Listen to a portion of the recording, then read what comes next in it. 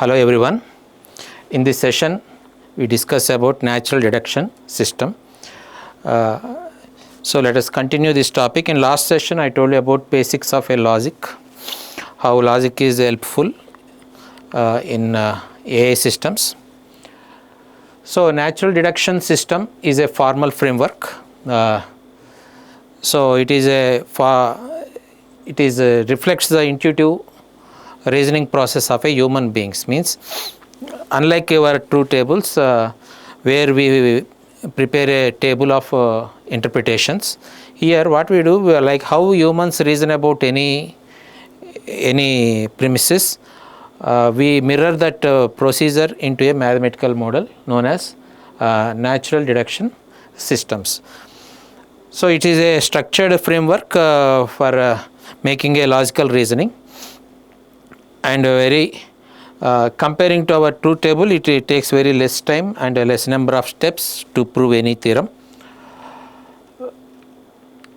As I told you, drawbacks of truth table in my last session. What is the drawback? As the size of the expression grows, number of variable grows, our truth table complexity also increases exponentially, time and space increase exponentially, and we cannot represent ordinary reasoning in truth tables. Everything depends on truth values only. So all those problems we can solve in our natural deduction system. This is proposed in 1930 by Gerhard. So it is a natural deduction system closer to our human thinking reason, and it is more adaptability than other methods that I mentioned in last session. So before, how we derive a conclusions from the premises in natural deduction system. Basically, natural deduction system is a combination of assumptions and rules. So we take one formula, either we apply assumption or rule and we convert into other expression, and we introduce some connectives and we eliminate some connectives. We repeat this process until we reach our conclusion. So before knowing about these assumption and rules, let us have these standard rules of inferences, where one thing can be deduced from other premises. Suppose like rule of double negation says that negation of negation A is deduced from A. Similarly, vice versa, negation of A can be deduced from negation of negation A. Rule of addition, if I know that A is true, I can add another new formula A or B, or if I know B is true, I can deduce that B or A new formula as into my proof. Similarly, modest tolerance, if I have a premises A implies B true, means if I deny B, automatically I deny A. That is another deduction.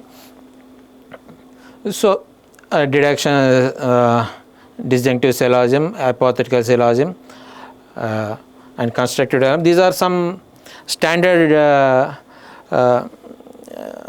inferences we can do by having appropriate premises.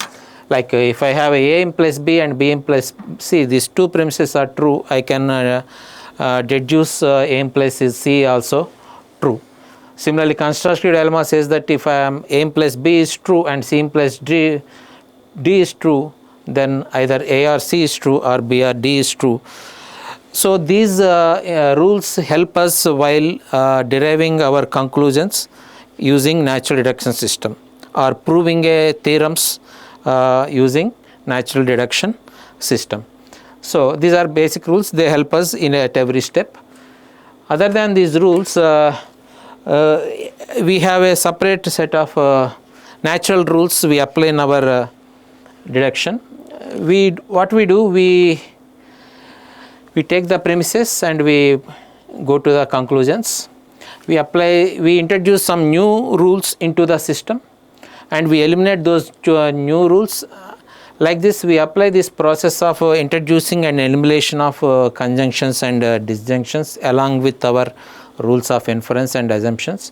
We try to get to the conclusion. So a proof tree is designed where above lines are premises and below lines are conclusions. So what we introduce and what we eliminate while deducing the conclusions. So first we can say introduction. What let us say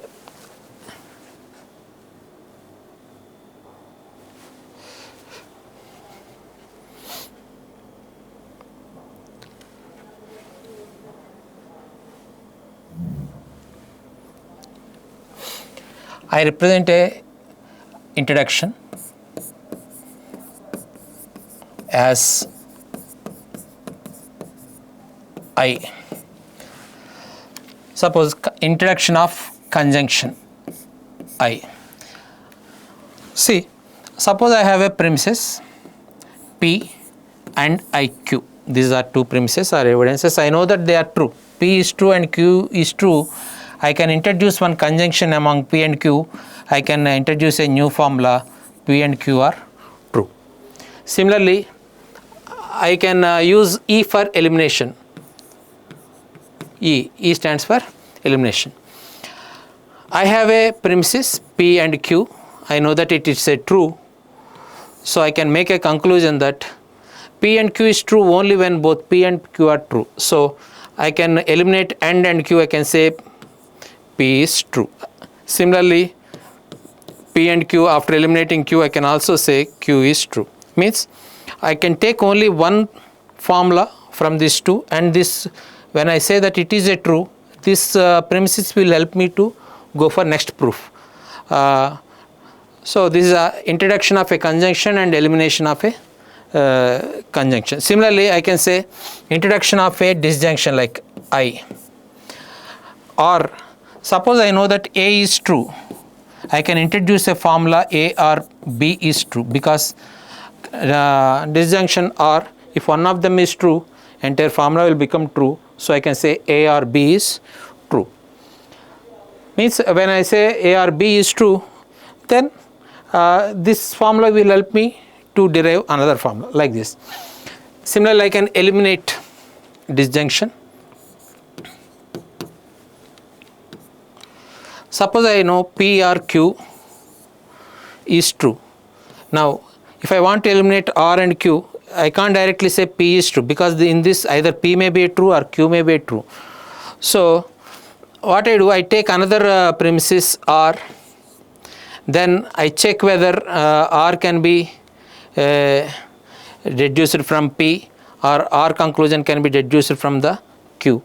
I assume that P is true and I check whether P can make a conclusion R if it is true, and Q, then I make assumption that Q is true and I check Q implies R is true. So based on whichever truth value, I take it as a, I take that premise as a true and eliminate another one. Means with the help of a third premise, I try to figure out which of these two premises is a true.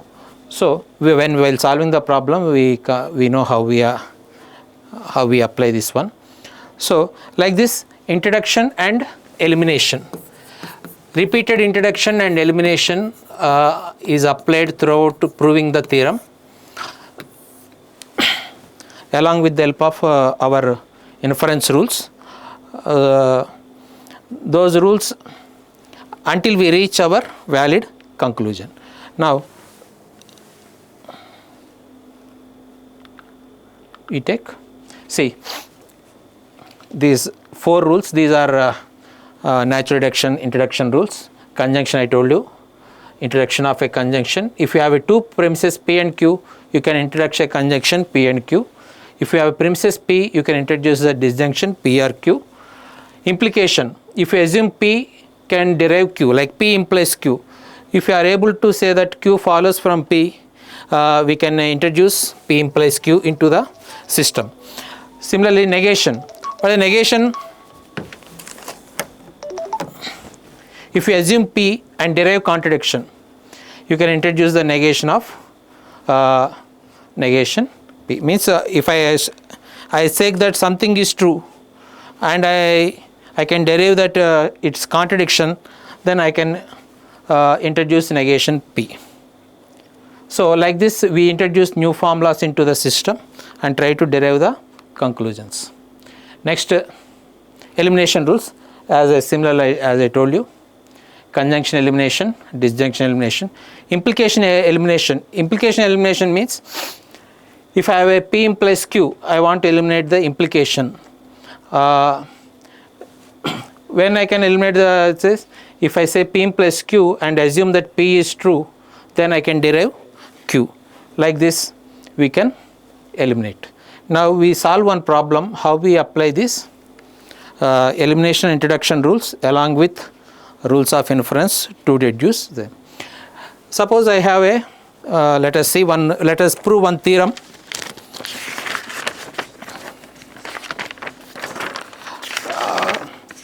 Without any truth table.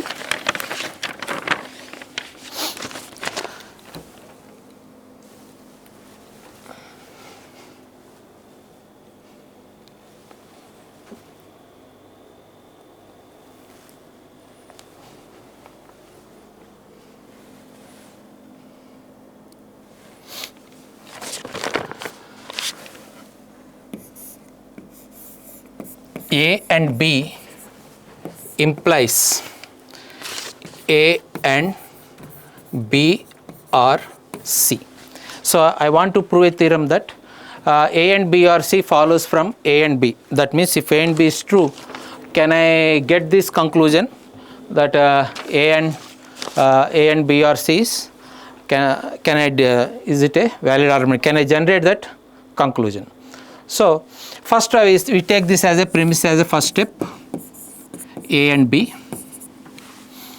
Then as a elimination, now A and B means both A and B should be true, then only A and B is true. I have made that A and B is true, so I assume that A is true. So by applying elimination of AND. Similarly, B is also true. Elimination of AND. So AND. So now I know that B is true. I can introduce the disjunction like B or C is true. Means I introduced disjunction into the system to prove that B or C. Now after B or C is introduced, I know that A is true and B or C is true. My fifth step, I am saying that